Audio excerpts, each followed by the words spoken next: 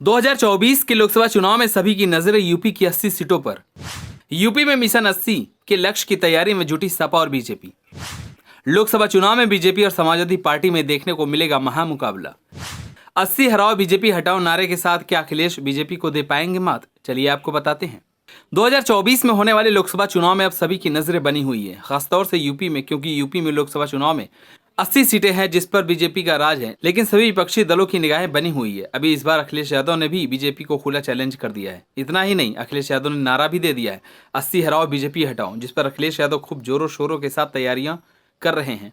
चुनाव के लिए अखिलेश यादव की पार्टी दमखम के साथ मैदान में उतरने के लिए तैयार है और बूथ स्तर पर पार्टी को मजबूत करने में जुटी हुई है।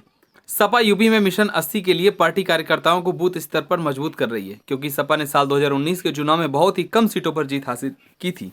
साल 2019 के चुनाव में सपा को 5 सीटों पर जीत मिली थी, जिसमें मुरादाबाद से एस.टी. हसन, रामपुर से आजम खान, संभल से शफीकुर रहमान, मैनपुरी से मुलायम सिंह यादव और आजमगढ़ से अखिलेश यादव ने जीत दर्ज की थी। वहीं लोकसभा चुनाव 2019 के बाद सपा को 2 सीटों पर उपचुनाव में हार मिली, जिसमें एक सीट आजमगढ़ की थी, जिसे सपा का गढ़ कहा जाता था। यह सीट अखिलेश यादव के विधानसभा सदस्य निर्वाचित होने के बाद खाली हुई थी और इसी सीट पर हुए उपचुनाव में बीजेपी उम्मीदवार दिनेश लाल निरहुआ ने सपा उम्मीदवार धर्मेंद्र यादव को हराया था।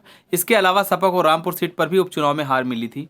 इस सीट पर बीजेपी प्रत्याशी घनश्याम लोधी ने समाजवादी पार्टी के असीम रजा को 42,000 से अधिक वोटों से हराया था। सपा की यह सीट आजम खान को हेट स्पीच मामले में दोषी करार होने के बाद खाली हुई थी।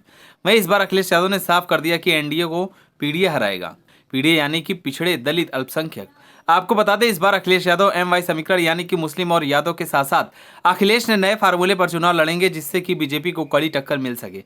अखिलेश यादव ने कहा कि पिछड़े दलित अल्पसंख्यक मिलकर इस बार भारतीय जनता पार्टी का सफाया करेंगे। इसके साथ ही अखिलेश यादव ने अभी यह साफ नहीं किया है कि लोकसभा चुनाव 2024 के लिए वह किस पार्टी के साथ गठबंधन करेंगे, लेकिन ऐसी खबर सामने आ रही कि जब से कर्नाटक में कांग्रेस पार्टी जीती है, तब से अखिलेश यादव की राहुल गांधी के साथ गठबंधन करने की सोच रहे हैं, क्योंकि कर्नाटक में कांग्रेस सरकार ने बीजेपी को जमकर टक्कर दी थी और कांग्रेस पार्टी की जीत हुई थी। हालांकि यूपी में कांग्रेस की अब तक की एक ही सीट है, लेकिन फिर अखिलेश यादव राहुल गांधी के साथ गठबंधन करने का विचार बना रहे हैं। अब देखने वाली बात यह होगी कि अखिलेश यादव किस पार्टी के साथ गठबंधन करेंगे। आप सभी को क्या लगता है कि अगर अखिलेश यादव राहुल गांधी से गठबंधन करते हैं तो वो सफल हो पाएंगे या नहीं, हमें कमेंट कर जरूर बताएं। अगर आप नए हैं तो हमारे चैनल को सब्सक्राइब करें।